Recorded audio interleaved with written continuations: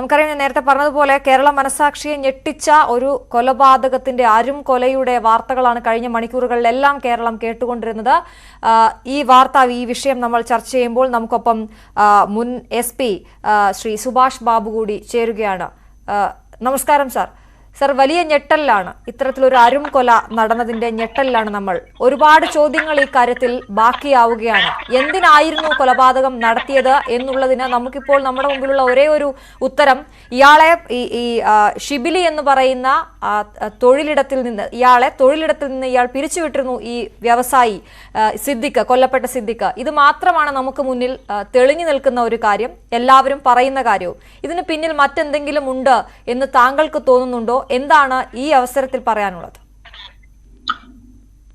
അല്ല, സ്വാഭാവികമായിട്ടും ആ ഷിബിലിയെ അവിടെ നിന്ന് പിരിച്ചുവിട്ടതിന്റെ പേരിൽ അദ്ദേഹത്തിന് എന്തായാലും ഒരു നീരസവും വിദ്വേഷവും അതിനേക്കാൾ ഉപരി പകയോ ഉണ്ടാകാനുള്ള സാധ്യതയുണ്ട്. കാരണം അദ്ദേഹത്തിന് മോഷണം ആരോപിച്ചിട്ടാണ് അദ്ദേഹം പലരുടെയും പണം അവിടെ നിന്ന് മോഷ്ടിച്ചു, അത് അവരുടെ ചെസ്റ്റിൽ നിന്ന് തന്നെ പണം മോഷ്ടിച്ചു എന്നുള്ളതിന്റെ അത് അവർക്ക് ബോധ്യപ്പെട്ടതിന്റെ അടിസ്ഥാനത്തിലാണ് അവിടെ നിന്ന് പെട്ടെന്ന് പിരിച്ചുവിട്ടതിനെ സംബന്ധിച്ച് അദ്ദേഹത്തിന് തർക്കം ഉണ്ടായിരുന്നു എന്ന് അവിടുത്തെ ജീവനക്കാർ പറയുന്നത് നമ്മൾ കേട്ടിരിക്കുന്നു.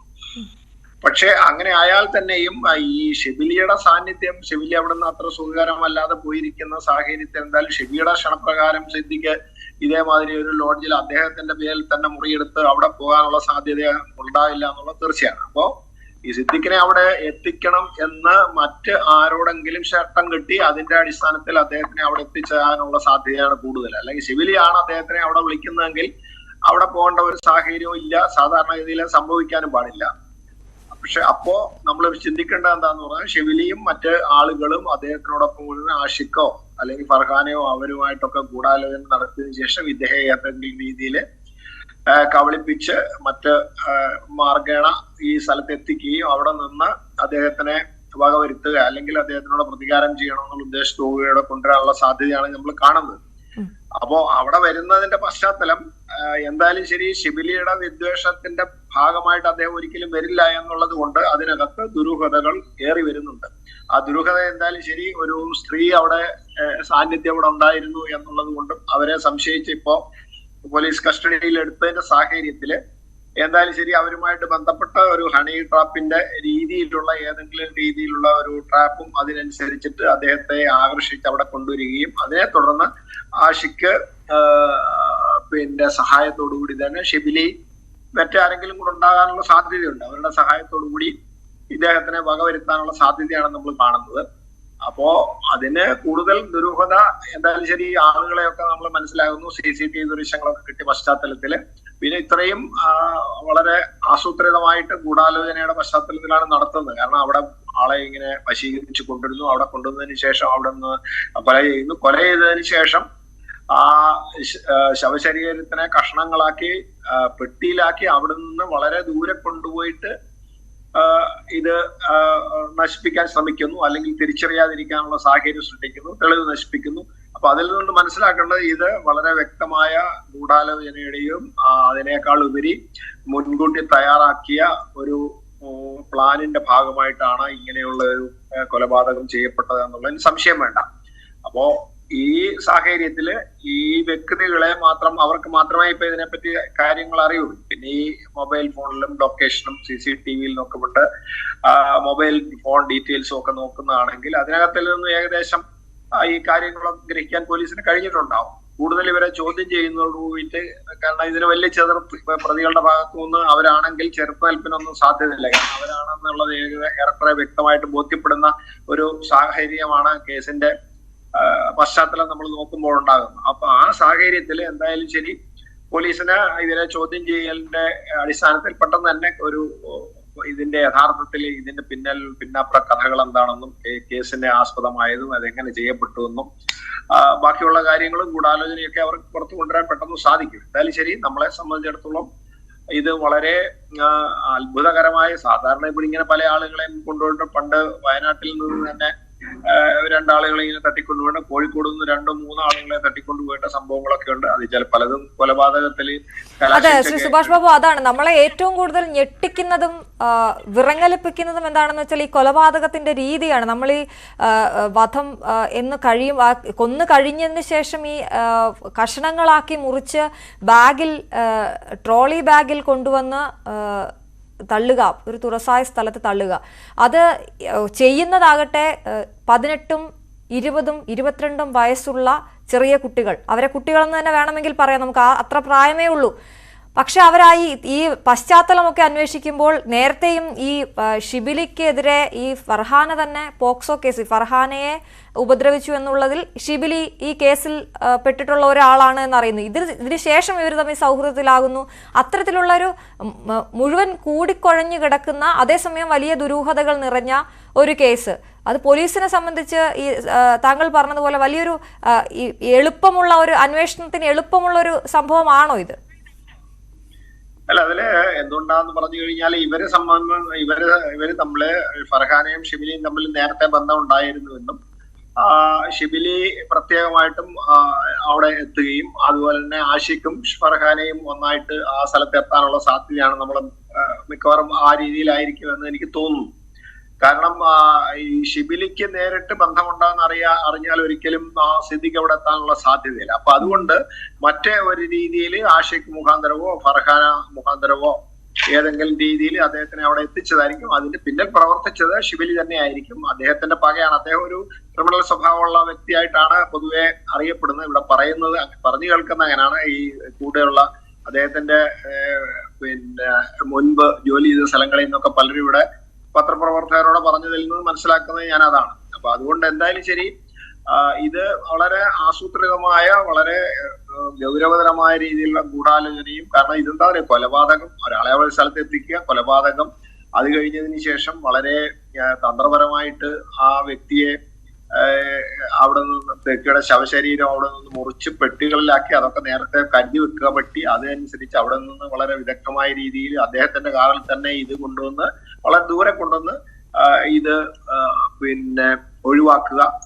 അത് എന്തായാലും ശരി, അത് പിടിക്കപ്പെടില്ല. എന്തായാലും കേസിൽ കുറ്റകൃത്യം ചെയ്തു കഴിഞ്ഞാൽ പ്രതികളെ ഞങ്ങൾക്ക് പിടിക്കപ്പെടാതിരിക്കാനും തെളിവ് നശിപ്പിക്കാനും എന്തൊക്കെ ചെയ്യാൻ സാധിക്കും ആ സമയത്തുള്ള തത്രപ്പാടില് പല കാര്യങ്ങളും ചെയ്യും. അത് അപൂർവമായിട്ട് രക്ഷപ്പെടാൻ പറ്റുള്ളൂ. പലപ്പോഴും അത് പെട്ടെന്നല്ലെങ്കിലും അല്പം കാലതാമസം ഉണ്ടായാലും പിടിക്കപ്പെടാനുള്ള സാധ്യതയാണ് ഇന്നത്തെ. അതെ, മറ്റൊരു സംശയം കൂടി ഞാനൊന്ന് ഇടപെട്ട് ചോദിച്ചോട്ടെ. നമുക്ക് ഇപ്പോൾ ഈ മൃതദേഹം കഷണങ്ങളാക്കി അല്ലെങ്കിൽ മൃതദേഹാവശിഷ്ടങ്ങളാണ് 2 ബാഗുകളിലായി ലഭിച്ചിരിക്കുന്നത്. പോസ്റ്റ്മോർട്ടം നടപടികൾ ആരംഭിച്ചിട്ടുണ്ട് എന്നാണ് നമ്മുടെ റിപ്പോർട്ടർ അനുമോദ് അവിടെ നിന്നും സൂചിപ്പിച്ചത്. ഈ പോസ്റ്റ്മോർട്ടം അല്ലെങ്കിൽ ഇത് എത്രത്തോളം നിർണായകമാണ് ഈ ശരീരാവശിഷ്ടങ്ങളുടെ പരിശോധന? ഈ പ്രതികൾ പറയുന്നതിനപ്പുറത്തേക്ക് കുറെ കാര്യങ്ങൾ ഈ ശരീരാവശിഷ്ടങ്ങളിൽ നിന്ന് ലഭിക്കാനുണ്ടല്ലോ. അതെന്തൊക്കെയായിരിക്കും? അതിന് എത്രത്തോളം പ്രാധാന്യമുണ്ട് ഈ പോസ്റ്റ്മോർട്ടത്തിന്? ഇത് കുറെ സമയമെടുക്കും. കാരണം എന്താ പറയുക, ഇതിന്റെ ഭാഗങ്ങള് അതിന്റെ കഷ്ണങ്ങളൊക്കെ എടുത്തു വെച്ചതിന് ശേഷം ബോഡി പാർട്സ് അതേമാതിരി അറേഞ്ച് ചെയ്ത് വെക്കാൻ പരമാവധി ഡോക്ടർമാര് അതേപോലെ സഹപ്രവർത്തകരുടെ ശ്രമിക്കാറുണ്ട്. എന്നാൽ മാത്രമേ ഒരു ബോഡി ഷേപ്പ് ആവുകയുള്ളൂ. ഇത് കാലും കൈയും മാംസ കഷ്ണങ്ങളും വാരിയലും ഒക്കെ മുറിച്ച് കഷ്ണങ്ങളാക്കി വന്നിരിക്കുമ്പോൾ ആ ബോഡി എല്ലാം കൂടെ ഏതോ രീതിയിൽ ആക്കിയ മുഖം ഉണ്ടെങ്കിൽ മുഖം ഐഡന്റിഫൈ ചെയ്യാൻ പറ്റുന്ന രീതിയിലുള്ള പൊസിഷനിലാണോ കയ്യ കാല് അതൊക്കെ വെച്ചിട്ടാണോ സാധാരണ ഐഡന്റിഫൈ ചെയ്യുന്നത്. പിന്നെ ഇദ്ദേഹത്തിനുള്ള ഏതെങ്കിലും രീതിയിലുള്ള ശരീരഭാഗങ്ങളിൽ വല്ല അടയാളങ്ങള്, മുറിപ്പാടുകള് ഒക്കെ ഉണ്ടെങ്കിൽ പഴക്കവും ബുദ്ധിമുട്ടാകില്ലേ? ഇപ്പൊ 7 ദിവസമായി എന്ന് പറയുമ്പോൾ ആ പഴക്കവും ഈ അന്വേഷണത്തെ ബാധിക്കില്ലേ? തീർച്ചയായിട്ടും അത് പരമാവധി അവർക്ക് അത് ചെയ്യാൻ ശ്രമിക്കാനേ പറ്റുള്ളൂ. അത് കൂടുതൽ ജീർണിച്ചിട്ടുണ്ട്, ചീഞ്ഞളിഞ്ഞിട്ടുണ്ടെങ്കിൽ അത് ചെയ്യാൻ ബുദ്ധിമുട്ടാണ്. എന്തായാലും ശരി, ഇത് ഈ ബോഡിയുടെ പാർട്സ് ആണെന്ന് അറിയാൻ വേണ്ടിയിട്ട് ഇതിന്റെ നിരവധി പാർട്ടിൽ നിന്ന് സാമ്പിൾ ശേഖരിക്കുകയും DNA പരിശോധന ചെയ്യുമ്പോൾ ഈ വ്യക്തിയുടെ ആണെന്ന് തെളിയിക്കാൻ വലിയ ബുദ്ധിമുട്ടൊന്നും ഉണ്ടാവില്ല. കാരണം ഇപ്പോഴത്തെ ആധുനിക DNA പരിശോധനയിൽ നിന്ന് ഈ എത്ര കഷ്ണങ്ങളിൽ നിന്ന് എല്ലാ കഷ്ണങ്ങളിൽ നിന്നും സാമ്പിൾ എടുത്തു കഴിഞ്ഞാലും അത് DNA പരിശോധിച്ചു കഴിഞ്ഞാൽ പെട്ടെന്ന് തന്നെ അതെല്ലാം ഒരു ബോഡിയുടെ പാർട്സ് ആയിട്ട് തന്നെ കിട്ടിയതായിട്ട് തെളിയിക്കാൻ സാധിക്കും. അപ്പോ ഒരു ബോഡി അദ്ദേഹത്തിന്റെ ആണെന്ന് തെളിയിക്കാൻ വിഷമമൊന്നുമില്ല. പിന്നെ ഐഡന്റിഫിക്കേഷൻ എന്ന് പറയുന്നത് അതാണല്ലോ. അത് ബാക്കിയുള്ള വസ്തുക്കളെ ഇനിയിപ്പം ഡ്രസ്സൊന്നും അതിനകത്ത് ഉണ്ടാവാൻ വഴിയില്ല. അതെ, അല്ല അതിനപ്പുറത്തേക്ക് ഇവരോട് ഇപ്പൊ ചോദിക്കുമ്പോൾ ഇവർ പറയുന്ന കുറെ കാര്യങ്ങളുണ്ട്. ഇന്ന സ്ഥലത്ത് മുറിവുണ്ടാക്കി, രക്തം വാർന്ന്, അങ്ങനെയുള്ള കാര്യങ്ങളൊക്കെ ഉണ്ടാവുള്ളൂ. അപ്പൊ ആ മുറിവുകളൊക്കെ ഐഡന്റിഫൈ ചെയ്യാൻ വളരെ ബുദ്ധിമുട്ടായിരിക്കും അല്ലെ? ചിലപ്പോൾ അത് ആ ഭാഗമൊക്കെ മുറിക്കപ്പെട്ടിട്ടുണ്ടെങ്കിൽ കണ്ടുപിടിക്കാൻ ബുദ്ധിമുട്ടായിരിക്കും. എന്നാലും ഈ കുത്തിയ ഭാഗത്തും അതേ കത്തി കൊണ്ട് തന്നെയാണ് ബാക്കിയുള്ള ഭാഗങ്ങൾ മുറിവേൽപ്പിച്ചെങ്കിലും പൊതുവെ ഡോക്ടർമാർ ബുദ്ധിമുട്ടാണെന്നാണ് എന്നോട് മുമ്പത്തെ നമ്മളെ അനുഭവത്തിൽ നിന്ന് മനസ്സിലാക്കാൻ കഴിയുന്നത്. എന്തായാലും ഇപ്പം ഒരു ടീം ഓഫ് ഡോക്ടേഴ്സ് ആയിരിക്കും, ഒന്നോ രണ്ടല്ല, അവിടെ ഇപ്പം 4-5 പേര് ഉണ്ടെങ്കിൽ ഈ 5 ആളും കൂടെ പറ്റുകയാണെങ്കിൽ എല്ലാവരും കൂടെ ചെയ്തിട്ടാണ് അത് പോസ്റ്റ്മോർട്ടം ചെയ്യാൻ സാധ്യതയുള്ളത്. എന്തായാലും സമയമെടുക്കുന്ന ഒരു പ്രോസസ് ആയിരിക്കും അല്ലെ സാർ? തീർച്ചയായിട്ടും അത് വളരെ മറ്റൊരു പ്രധാനപ്പെട്ട ചോദ്യം വരുന്നത്, സാധാരണക്കാരന് പോലും ഈ ഒരു കൊലപാതകം അല്ലെങ്കിൽ ഇത് കേൾക്കുമ്പോൾ തോന്നുന്നൊരു സ്വാഭാവികമായ ചോദ്യം, 3 പേർ, ഞാൻ നേരത്തെ പറഞ്ഞതുപോലെ 25 വയസ്സിന് താഴെ മാത്രം പ്രായമുള്ള 3 പേർ, അങ്ങനെ 3 പേർക്ക് ഇങ്ങനെ ഒരു കൊലപാതകം ചെയ്യാൻ സാധിക്കുമോ? 1. 2, എപ്പോഴും നമ്മൾ ആലോചിക്കുന്ന ഒരു കാര്യമാണ് ഈ രക്തമൊന്നും, അതായത് രക്തക്കറയൊന്നും ഇല്ലാതെ എങ്ങനെ ഇവർ ആരും അറിയാതെ ഒരു ഹോട്ടലിൽ നിന്ന്, അതും നഗരമധ്യത്തിലുള്ള ഒരു ഹോട്ടലിൽ നിന്ന് എങ്ങനെ ഈ 2 ബാഗുകളിലാക്കി ഈ മൃതദേഹാവശിഷ്ടങ്ങൾ കൊണ്ടുപോയി?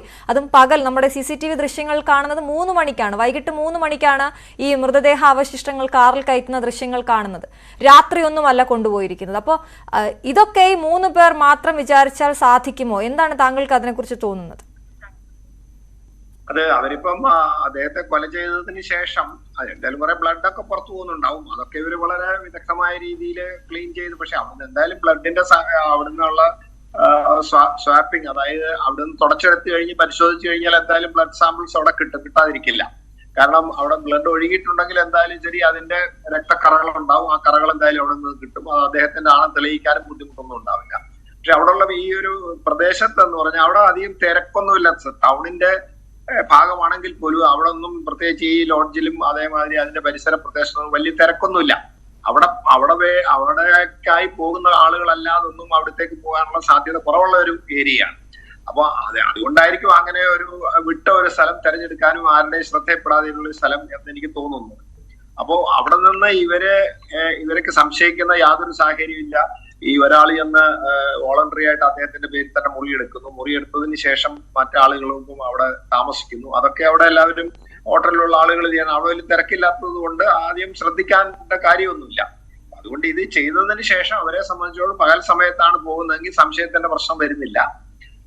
അതൊക്കെ അവര് വളരെ ഏതായാലും ചെയ്തു കഴിഞ്ഞ് എങ്ങനെയെങ്കിലും ഡിസ്പോസ് ചെയ്യണമല്ലോ, അത് ഇവിടെ ഇട്ടിട്ട് പോകാൻ പറ്റില്ല. അപ്പൊ അതുകൊണ്ട് അത് എടുത്തു കൊണ്ടുപോകുമ്പോൾ പകൽ സമയമാകുമ്പോൾ ആരും അത്ര ശ്രദ്ധിക്കൊന്നുമില്ല. കാരണം അവരെ സംബന്ധിച്ചിടത്തോളം അവിടെ തിരക്കൊന്നും ഇല്ലാത്തപ്പോൾ ഏറ്റവും അനുയോജ്യമായ സമയം ഏതാണെന്ന് അവർ തിരിച്ചറിയുകയും ആ തിരിച്ചറിഞ്ഞതിന്റെ പശ്ചാത്തലത്തിൽ അവരത് അവിടുന്ന് എടുത്തു കൊണ്ടുപോവുകയും ചെയ്തതാണ്. പക്ഷെ ദുരൂഹതയോട് കൂടിയിട്ട് ഇത് വരുമ്പോൾ ആളുകൾക്കൊക്കെ പെട്ടെന്ന് മനസ്സിലാക്കാം ഇന്ന ആളുകളാണ് ഇവിടെ വന്നിരുന്നത്, ഇത്ര ആളുകൾ ഇവിടെ വന്നിരുന്നു, അതിൽ ഈ 2 ആളുകൾ മാത്രമേ ഇവിടെ നിന്ന് പോയിട്ടുള്ളൂ, മറ്റാളുകൾ ഇല്ല എന്നൊക്കെ പറയുമ്പോഴത്തേക്ക് അതൊക്കെ തെളിവായിട്ട് വരും. അപ്പൊ അതുകൊണ്ട് പോലീസിനെ സംബന്ധിച്ചുള്ള അന്വേഷണത്തിന് അല്പം ശ്രമകരമാണ് എങ്കിൽ പോലെയും തെളിവ് ലഭിക്കുന്നതിന് വലിയ ബുദ്ധിമുട്ടൊന്നുമില്ല. നല്ല രീതിയിൽ തെളിവ് ശേഖരണം നടത്തുകയും അത് ഒരു സംശയാതീതമായ രീതിയിൽ തെളിയിക്കാൻ പറ്റുന്ന സാഹചര്യം തീർച്ചയായിട്ടും ഈ കേസിൽ നിന്ന് ലഭിക്കും എന്നുള്ളതിന് സംശയം വേണ്ട. അപ്പം ഈ ആരിൽ നിന്നൊക്കെ ആയിരിക്കും ഇനി കൂടുതൽ അറിവുകൾ നേടേണ്ടത്, അല്ലെങ്കിൽ കൂടുതൽ കാര്യങ്ങൾ പോലീസിന് നേടിയെടുക്കേണ്ടത്? ഒന്ന്, ഇപ്പൊ പറഞ്ഞ ഈ ലൊക്കേഷൻ, കൊലപാതകം നടന്നു എന്ന് പറയുന്ന ലോഡ്ജ് അല്ലെങ്കിൽ ഹോട്ടലിലുള്ള ജീവനക്കാരുടെ മൊഴി, അത് വളരെ നിർണായകമല്ലേ? പ്രത്യേകിച്ച് ഇതിൽ ഏറ്റവും നമുക്ക് സംശയം തോന്നുന്നത് എന്തിന് സിദ്ദിഖ് ഒറ്റയ്ക്ക് അയാളുടെ കാറിൽ തന്നെ മറ്റാരോടും പറയാതെ ആ ഹോട്ടലിൽ പോയി റൂം എടുത്തു എന്നുള്ളത് ഒരു ചോദ്യം. രണ്ടാമത്തെ ചോദ്യം, 2 റൂമുകൾ തൊട്ടടുത്താണ്. ഒന്നാമത്തെ റൂം സിദ്ദിഖ് എടുത്തെങ്കിൽ രണ്ടാമത്തെ റൂം ഈ ഷിബിലി എടുത്തു എന്ന് പറയുന്ന റൂം അതിന്റെ തൊട്ടടുത്താണ്. അപ്പോൾ അങ്ങനെയെങ്കിൽ ഇത് ആരോടും പറയാതെ എന്തിന് സിദ്ദിഖ് അങ്ങോട്ടേക്ക് പോയി എന്നൊക്കെയുള്ള ചോദ്യങ്ങൾക്ക് ഒരുപക്ഷെ ഈ ഹോട്ടലിൽ ഉള്ള ജീവനക്കാർക്ക് അവർക്ക് അതിന് മറുപടി നൽകാൻ സാധിക്കുമായിരിക്കും. ഹോട്ടലില് ആളുകളെ സംബന്ധിച്ചിടത്തോളം, കാരണം 2 മുറി എടുക്കുന്നു, അതിനകത്തില് ഒന്ന് സ്ത്രീയോടുകൂടി ഒരാൾ വരുന്നു, മറ്റിടത്ത് ഏകനായിട്ടൊരു വ്യക്തി വരുന്നു എന്ന് പറയുമ്പോൾ അവരെ സംബന്ധിച്ചോളം അവർക്ക് സംശയം ഉണ്ടായാലും ലോഡ്ജ് ഹോട്ടൽ മുറി എന്നുള്ള രീതിയിൽ അവർ ഈ സംശയം കൊണ്ടുപോയി അവിടെ ആളെ കിട്ടില്ല. അപ്പൊ അവിടെ ഒന്നും അത്ര തിരക്കുള്ള സ്ഥലമല്ല. അപ്പൊ അങ്ങനെയുള്ള സാഹചര്യത്തില് ഇതില് മിക്കവാറും നമുക്കൊരു ഹണി ട്രാപ്പ് എന്റെ സാഹചര്യം തീർച്ചയായിട്ടും സംശയിക്കാം എന്നുള്ളതിന് ബലവത്തായ തെളിവുകളാണിത്. കാരണം ഒരു സ്ത്രീയാണ്, ആ സ്ത്രീയെ സംബന്ധിച്ചുള്ള ആ സ്ത്രീ അത്ര സ്വഭാവ ശുദ്ധിയോട് കൂടിയൊന്നുമല്ല. മുമ്പ് ഈ ഷിബിലിയുടെ പേര് കേസ് കൊടുത്തിട്ടുണ്ട്. അതിനുശേഷം അയാളുമായിട്ടും ഈ ആഷിഖുമായിട്ടും ഒക്കെ ഇങ്ങനെ ചുറ്റിക്കറങ്ങുന്ന സ്വഭാവമൊക്കെയാണ്. അതുകൊണ്ട് എന്തായാലും ശരി, ആ ഒരു രീതിയിൽ ഇദ്ദേഹത്തിനെ ആകർഷിച്ച് അവിടെ കൊണ്ടുവന്നതിന് ശേഷം പക തീർക്കാൻ വേണ്ടിയിട്ട് ഷിബിലയും ആഷിഖും ഫർഹാനയും പിന്നെ വേറെ ആരെങ്കിലും ചിലപ്പോൾ ഉണ്ടാകാനുള്ള സാധ്യതയുണ്ട്. അവര് ഗൂഢാലോചന ചെയ്ത് കരുതിക്കൂട്ടി ചെയ്യുന്ന ഒരു പ്രവൃത്തിയായിട്ടേ നമുക്കിതിനെ വരുള്ളൂ. അങ്ങനെ ആകാനുള്ള സാധ്യതയാണ് കൂടുതൽ. പക്ഷെ സഹായികളായിട്ട് മറ്റാളുകൾ ആരെങ്കിലും ഉണ്ടോ എന്നുള്ളത് ഇവർക്ക് പെട്ടെന്ന് ഇങ്ങനെ ചെയ്തു കഴിഞ്ഞാൽ പോകുന്നതിനെ പറ്റി അറിയുന്നതും എന്തിനു പോകുന്നു എന്നതിനെ പറ്റിയൊക്കെ ഇത് ചിലപ്പോൾ പലരോടും സംസാരിച്ചിട്ടുണ്ടാവും. പ്രത്യേകിച്ച് ഷിബിലിയുടെ സ്വഭാവം എന്ന് പറഞ്ഞ ഒരു ക്രിമിനൽ സ്വഭാവമുണ്ട്. പ്രത്യേകിച്ച് ഈ മോഷണമൊക്കെ സ്ഥിര സ്വഭാവങ്ങളോടുകൂടി എടുക്കുന്ന വ്യക്തി ആവുമ്പോ അദ്ദേഹത്തെ സംബന്ധിച്ചിടത്തോളം പല കോണ്ടാക്ട്സും ഉണ്ടാവും. അതിൽ നിന്നൊക്കെ വിവരങ്ങളൊക്കെ ലഭിക്കാൻ സാധ്യതയുണ്ട്. പിന്നെ ഇതിനനുസരിച്ച് പല ആളുകളെയും വിളിക്കുകയും സംസാരിക്കുകയും ഫോണിൽ മെസ്സേജ് അയക്കുകയും ഒക്കെ ചെയ്തിട്ടുണ്ട്. പിന്നെ അദ്ദേഹത്തിന് ഈ വ്യക്തിയോടുള്ള വിദ്വേഷം വളരെ വ്യക്തമായിട്ട് മറ്റു സുഹൃത്തുക്കളോട് പങ്കുവച്ചിട്ടുണ്ടാവണം. പിന്നെ ആ സ്ത്രീയെ ഫർഹാനെയും അതേപോലെ തന്നെ ഈ ആഷിഖിനെയും ചോദിക്കുന്നതോട് കൂടിയിട്ട് ഷിബിലിയെ സംബന്ധിച്ചിടത്തോളം കാര്യങ്ങൾ വ്യക്തമായി സമ്മതിക്കേണ്ട ഒരു സാഹചര്യത്തിലേക്ക് വരും. അതുകൊണ്ട് ചെക്ക് ഇൻ ചെയ്ത ഒരാൾ ചെക്ക് ഔട്ട് ചെയ്യുന്നില്ലല്ലോ ആ ഹോട്ടലിൽ നിന്നും. അപ്പൊ അതവർക്കൊരു സംശയത്തിന് വഴിവെച്ച് അവർ അന്വേഷിക്കുക അങ്ങനെയൊന്നും ചെയ്തിട്ടില്ല എന്നാണ് തോന്നുന്നത് അല്ലേ ഈ കേസ്? തീർച്ചയായിട്ടും ഉണ്ട്. അത് കാരണം എന്താണ്, ഇവരത് ഇറങ്ങിപ്പോയി വെക്കേറ്റ് ചെയ്തുമ്പോഴൊരു ചിലപ്പോ ഇതിനൊക്കെ ഓൺലൈൻ പേയ്മെന്റ് ആയിരിക്കും. അപ്പം മിക്കവാറും ഹോട്ടലുകളിലൊക്കെ ഇപ്പൊ ഓൺലൈൻ പേയ്മെന്റ് ആണ്. അപ്പം അവരെ സംബന്ധിച്ചിടത്തോളം അത് പേയ്മെന്റ് കിട്ടിയതിന് ശേഷം ഇവര് വളരെ ശ്രദ്ധാപൂർവം ഈ സാധനങ്ങൾ എടുത്തുകൊണ്ട് പോവാണ്. അടുത്ത ആള് വരും എന്നുള്ള രീതിയിൽ, അതായത് റൂം എടുത്ത ആളുകൾ പുറത്തേക്ക് വന്നിട്ടില്ലല്ലോ. റൂം എടുത്ത ആള് പുറത്ത് വരാത്തത് കൊണ്ട് ഇവര് പോവുകയാണ്. മറ്റേ ആള് വന്നതിന് ശേഷം ബില്ല് ക്ലിയർ ചെയ്യും. അത് കഴിഞ്ഞതിന് ശേഷം ക്ലിയറൻസ് എടുക്കാമുള്ള ഇവര് തെറ്റിദ്ധരിച്ചിട്ടുണ്ടാവും. തിരക്കില്ലാത്തത് കൊണ്ട് എന്റെ ഞാൻ ഒരു പ്രാവശ്യം മറ്റേ അത് അവിടെ ഒന്ന് പോയിട്ടുള്ളൂ. പക്ഷെ അവിടെ ഒന്നും വലിയ തീരെ തിരക്കൊന്നും ഇല്ല. അപ്പൊ ഈ സിദ്ദിഖ് സാർ, ഒരു ചോദ്യം, ഈ സിദ്ദിഖിന്റെ പേരിൽ തന്നെ ആയിരിക്കും അവിടെ റൂം എടുത്തിട്ടുണ്ടാവുക? പ്രത്യേകിച്ച് ഈ ഹണി ട്രാപ്പ് എന്ന് പറയുന്ന ഒരു സംഭവം നമ്മൾ സംശയിക്കുന്നത് കൊണ്ട്, ഈ ഒരു സാഹചര്യത്തിൽ സംശയിക്കേണ്ടി വരുന്നത് കൊണ്ടും, അങ്ങനെയെങ്കിൽ സ്വന്തം പേരിൽ ഒരാൾ റൂം എടുക്കുമോ? അങ്ങനെ ഒരു ചോദ്യം കൂടിയില്ല. അല്ല, അതില് എന്തുകൊണ്ടാന്ന് പറഞ്ഞു കഴിഞ്ഞാൽ അവര് ഇത് അങ്ങനെ ആവശ്യപ്പെട്ടിട്ടുണ്ടാവും. അവര് എന്തായാലും ശരി, ഈ ഒരു പ്രത്യേക അധികം ആസൂത്രണത്തിന്റെ ഭാഗമാണ്. ഗൂഢാലോചന ഈ ആസൂത്രണത്തിന്റെ ഭാഗമാണ്. മറ്റവരുടെ പേരിൽ എടുക്കപ്പെടുന്നു എന്ന് പറയുമ്പോൾ സ്വാഭാവികമായിട്ടും അവർക്ക് സംശയം തോന്നും, ഒരു സ്ത്രീയോട് കൂടിയിട്ട് ഒരാൾ വരുന്നു എന്ന് പറയും. പക്ഷെ ഈ ഒരു വ്യക്തി എടുക്കുമ്പോൾ അദ്ദേഹത്തെ സംബന്ധിച്ച് അദ്ദേഹത്തിന് ഒരു ലേവലും അഡ്രസ്സും അദ്ദേഹത്തിനെ ഐഡന്റിഫൈ ചെയ്യാൻ സാധിക്കുകയും ചെയ്യും. ഞാൻ ഇന്ന ഇന്ന പോലെ ഒരു ഹോട്ടലിൽ നടത്തുന്ന ആളാണ് എന്ന് പറയുമ്പോൾ ആർക്കും ഒരു സംശയത്തിന്റെ പ്രശ്നമില്ല. അവരാണ് 2 റൂം പറയുന്നത്. അല്ല, ഒറ്റയ്ക്കൊക്കെ ചെല്ലുന്ന അവസരത്തെ സ്വാഭാവികമായിട്ട് ഹോട്ടലിലെ ആളുകൾക്ക് സംശയം ഉണ്ടാവും. ഇത് ഇനി ഇവിടെ വന്നതിന് ശേഷം ഇവിടുന്ന് വല്ല കൊലപാതകം നടക്കുവോ അല്ലെങ്കിൽ ഇവിടുന്ന് അനാശാസ്യം നടക്കുവോ എന്നൊക്കെ ഭയം പലപ്പോഴും ഉണ്ടാവും. അല്ലെ, അവർ ഒത്താശ ചെയ്തു കൊടുത്തില്ലെങ്കിൽ ഭയപ്പാടുണ്ടാവും. ഒത്താശ ചെയ്തു കൊടുക്കുന്നവരാണ് ഇതൊന്നും നോക്കില്ല. ഇനി ആള് വന്നാലും ചത്താലും ഒന്നും അവർക്ക് വലിയ പ്രശ്നമൊന്നുമില്ല. അവരെ സംബന്ധിച്ചുള്ള പണം കിട്ടുന്നതിന് അപ്പുറത്തേക്ക് അവർക്ക് താല്പര്യമൊന്നുമില്ല. അപ്പോ ഇതുകൊണ്ട് ഇദ്ദേഹത്തിനെ കൊണ്ട് ബോധപൂർവം മറ്റൊരു മുറി എടുപ്പിച്ചതായിരിക്കും. അതെന്തായാലും ശരി, അതില് നമുക്ക് ഈ ഒരു സ്ത്രീ വിഷയം അതിനകത്തില് മുഖ്യ ഘടകമായിട്ട് അദ്ദേഹത്തിനെ ഇതിനകത്ത് ട്രാപ്പ് ചെയ്തിട്ടുണ്ടാകാനുള്ള സാധ്യത ഒരിക്കലും തള്ളിക്കളയാൻ പറ്റില്ലെന്നാണ് അതിന്റെ സാഹചര്യം വെച്ച് എനിക്ക് ബലമായി തോന്നുന്നത്. ഇനി ഇതിന്റെ ഒരു അന്വേഷണ രീതി എങ്ങനെയായിരിക്കുമെന്നാണ്? കാരണം ചെന്നൈയിൽ നിന്ന് ഇപ്പോൾ അവരുമായി ഒരു സംഘം ഇങ്ങോട്ടേക്ക് വരുന്നു, അന്വേഷണ സംഘം ഇങ്ങോട്ടേക്ക് വരുന്നുണ്ട്. കേരളത്തിലേക്ക് അവർ ഇന്നോ അല്ലെങ്കിൽ നാളെ രാവിലെയോ എത്തുമെന്നുള്ള സൂചനകൾ നമുക്ക് ലഭ്യമാകുന്നുണ്ട്. മറ്റൊരു വശത്ത് ഈ കൊലപാതകവുമായി പോസ്റ്റ്മോർട്ടവുമായി ബന്ധപ്പെട്ട അന്വേഷണം, അതിന്റെ റിപ്പോർട്ട് വരേണ്ടതുണ്ട്. എങ്ങനെയായിരിക്കും അന്വേഷണത്തിന്റെ രീതി ഇനി പോവുക? പ്രതികളെ തിരിച്ചറിഞ്ഞു കഴിഞ്ഞല്ലോ. പോസ്റ്റ്മോർട്ടത്തിനെ സംബന്ധിച്ചിടത്തോളം അത് DNA പരിശോധനയോടുകൂടി ആളുടെ രീതി പൂർണ്ണമായിട്ടും ആ വ്യക്തിയാണെന്ന് ഐഡന്റിഫൈ ചെയ്തു. അപ്പോൾ മിസ്സിംഗ് ആയ വ്യക്തിയുടെ ഡെഡ് ബോഡി തന്നെയാണ് ഇവിടെ കിട്ടിയതെന്നും അതുകൊണ്ട് അത് കൊലപാതകം തന്നെയെന്ന് സ്ഥിരീകരിക്കപ്പെടും.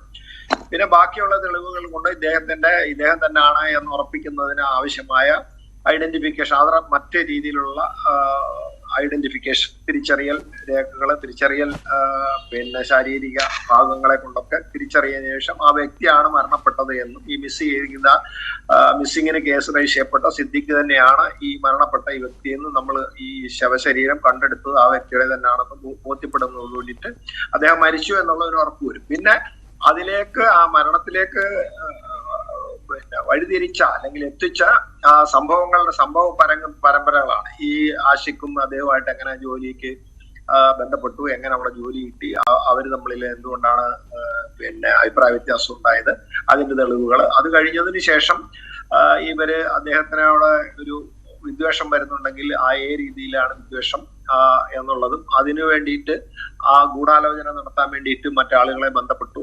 അതിന് ഫോൺ മുഖാന്തരം വരുന്നുണ്ടാവും, വ്യക്തിപരമായി ബന്ധപ്പെട്ടിട്ടുണ്ടാവും, അവിടെ വന്നിട്ടുണ്ടാവും ഈ സ്ഥലം.